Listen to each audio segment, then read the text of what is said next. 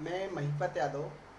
आज हम अंतर्राष्ट्रीय रिलेशन के अंतर्गत बात करेंगे कि विदेश नीति किस प्रकार से प्रभावित होती है। जो हमारे आस पड़ोस में जितनी भी अंतर्राष्ट्रीय घटनाएं घटती हैं उनका हमारी विदेश नीति पर क्या प्रभाव होता है।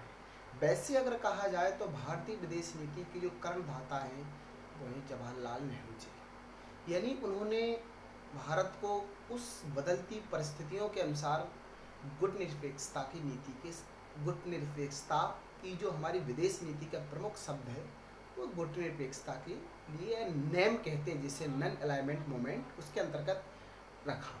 अब मैं आपको बात बताऊं, उन्होंने एक चीज़ और बताई थी कि जो दक्षिण या जो पूर्व एशिया में या जो उत्तर दक्षिण एशिया में जितनी भी घटनाएं घटित होती हैं उनका भारतीय विदेश नीति पर बहुत प्रभाव पड़ता है। अब चाइना को ही देख लीजिए।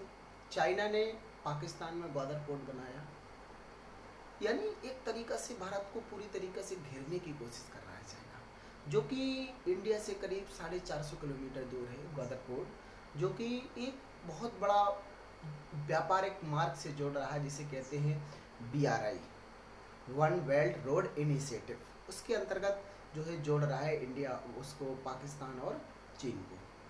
अब भारत चूंकि इसमें शामिल नहीं है, क्योंकि भारत इस प्रोजेक्ट को अपने लिए बहुत बड़ा खतरा मानता है। वो ये भी कहता है कि जहाँ पर आपने ग्वादर पोर्ट बनाया है, जो बलूचिस्तान में बना है, वो एक भारत का हिस्सा रहा है। उसको हम गुलाम कश्मीर कहते हैं, पाकिस्तान उसको आज़ाद कश्मीर कहता है। अब देखते हैं कि किस प्रकार से अंतर्राष्ट्रीय घटनाक्रम से विदेश नीति प्रभावित होती है। जब पाकिस्तान ने ग्वादर पोर्ट बनाने के लिए चीन को आमंत्रित किया, लेकिन अगर इतिहास देखा जाए तो ग्वादर पोर्ट पाकिस्तान का नहीं था। ग्वादर पोर्ट ना पाकिस्तान का था और ना हिंदुस्तान का था।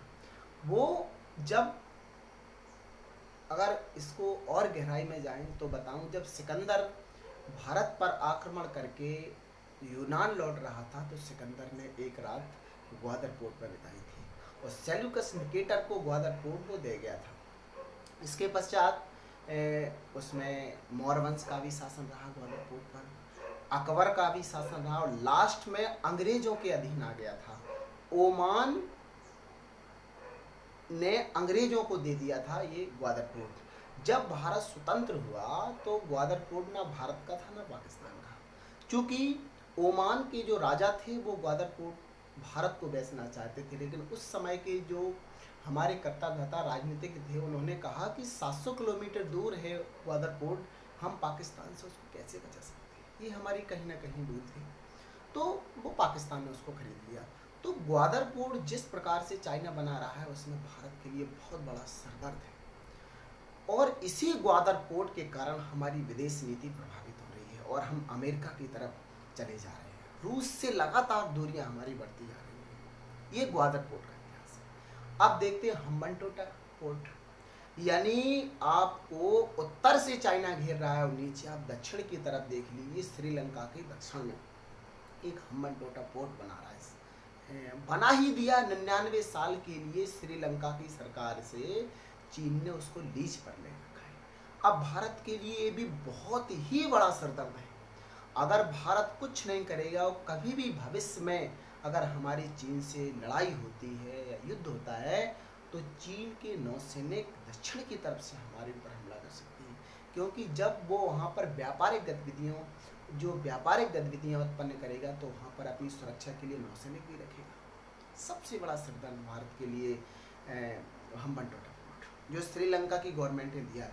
बशर्ते आपको एक बात बताऊं, अभी हाल में जयशंकर प्रसाद ने एक श्रीलंका के राष्ट्रपति गोतबाया राजपक्षे के साथ बातचीत की और एक समझौता किया है कि विदेशी सेनाएं इसका उपयोग ना करें तो अच्छा रहेगा। तो श्रीलंका ने पूर्ण रूप से भारत को विश्वास दिलाया कि हमारी जो नीति है उसमें चाइना फर्स्ट नहीं है, इंडिया फर्स्ट है। हमारा सबसे अच्छा पड़ोसी इंडिया है, लेकिन मैं आपको बताता हूँ युद्ध के समय कोई भी समझौता नहीं देता है, सारे के सारे समझौते टूट जाते हैं। अब दूसरी बात, यहाँ पे इंडिया को घेर रखा है। अब इसके बाद आप चलिए म्यांमार में भी बना रहा है एक बंदरगाह है। भारत का जो सिलीगुड़ी हाईवे है जो सिक्किम के पास से गुजरता है, बड़ा नैरो सकरा है हाईवे, बहुत ही उसकी चौड़ाई कम है। अगर चाइना उस हाईवे को काट देता है तो हमारे लिए पूर्वोत्तर के राज्यों असम, मेघालय, अरुणाचल प्रदेश, इनको बचाना बड़ा मुश्किल हो जाएगा। तो हमने कालादान परियोजना शुरू की थी म्यांमार में कि हमारे अगर कभी भी चीन युद्ध के समय अगर हमारा सिलीगुड़ी हाईवे अगर तोड़ देता है, उस पर कब्जा कर लेगा, तो हमारे सैनिक बंगाल की खाड़ी को पार करते हुए म्यांमार से यहाँ पर पूर्वोत्तर में पहुँच जाएंगे। लेकिन चाइना वहाँ भी बैठ गया, वहाँ भी उसने एक बंदरगाह विकसित कर रखा है, यानी हमको रोकने की कोशिश कर रहा है चाइना पूरी तरीक़ा से। तो हमें इन घटनाक्रमों को देखते हुए अपनी विदेश नीति में परिवर्तन करना पड़ा है। जो भारत गुटनिरपेक्षता की नीति पे चल रहा था, अब हम गुटनिरपेक्षता की नीति पर उतना नहीं चल सकते हैं। वक्त का तकाजा है, हमें ये बदलना ही होगा। देखिए, रूस से हमारी बिल्कुल दूरियां बढ़ रही हैं, अमेरिका से हमारी दूरियां घट रही हैं। क्या कारण है? अमेरिका एक समय अगर इतिहास देखा जाए तो अमेरिका हमारा कुछ नहीं था, पक्का दुश्मन ही समझ लीजिए।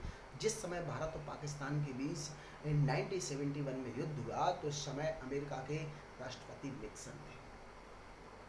उस समय भारत की प्रधानमंत्री श्रीमती इंदिरा गांधी थी। तो इंदिरा गांधी और निक्सन के बीच बिल्कुल भी नहीं बनती थी। यानी अमेरिका ने पाकिस्तान को एक पत्र के माध्यम से आश्वासन दिए था कि यदि भारत आपके ऊपर आक्रमण करता है तो हम तुम्हारा खुल करके साथ देंगे। ये स्थिति एक समय, आज स्थिति बिल्कुल उलट है।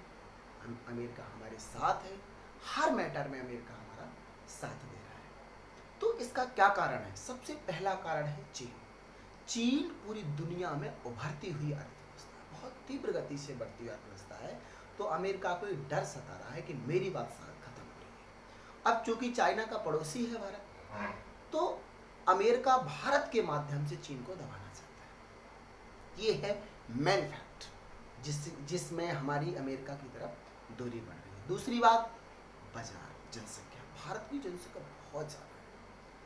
अमेरिका भारत को सबसे अच्छा बाजार मानता है, इसलिए अपने प्रोडक्ट को खपाने के लिए हमारे साथ कई प्रकार के समझौते किए हैं और हमें बहुत अच्छा बाजार मानता है। और आप जानते हैं कि पूरी दुनिया में अगर हथियारों का सबसे बड़ा आयातक देश है तो वो है भारत। इसलिए अमेरिका अगर कोई भी देश समझौता करता है तो उसमें उसका निजी स्वार्थ छिपा होता है। तो अभी हाल में G7 देशों की बैठक हुई है और G7 आप जानते होंगे, G7 यानी इसमें 7 देश हैं, जिसमें फ्रांस है, ब्रिटेन है, अमेरिका है, जर्मनी है, जापान है, इटली है। इन देशों ने एक समझौता किया है। अभी हाल में जा रहे हैं, जो बाइडेन जा रहे हैं बैठक करने के लिए। तो ये देश, उसका एजेंडा क्या है? एजेंडा है रूस और चाइना से किस प्रकार से निपटा जाए। यानी अमेरिका चाइना से इतना चिंतित है कि बहुत ज़्यादा। अगर भारत अमेरिका के F-35 भी मांग लेगा, एक उन्नत विमान भी मांग लेगा, तो अमेरिका उसमें मना नहीं करेगा, क्योंकि वो किसी भी प्रकार से चाइना को नीचे लाना चाहता है। तो तभी नेहरू जी ने कहा था कि भारतीय विदेश नीति अपनी परिस्थितियों के अनुसार बदलती है। कुछ लोग नेहरू जी को गलत मानते हैं, लेकिन मैं अपने नेता की नीयत पर कभी भी शक नहीं करता हूँ। उस समय की परिस्थितियाँ आप देख लीजिए कि भारत संक्रमण के दौर से गुजर रहा था, तो आप भी अगर उस समय होते तो आप ही ऐसे ही निर्णय करते हैं। मिलते हैं आपको एक नए टॉपिक के साथ।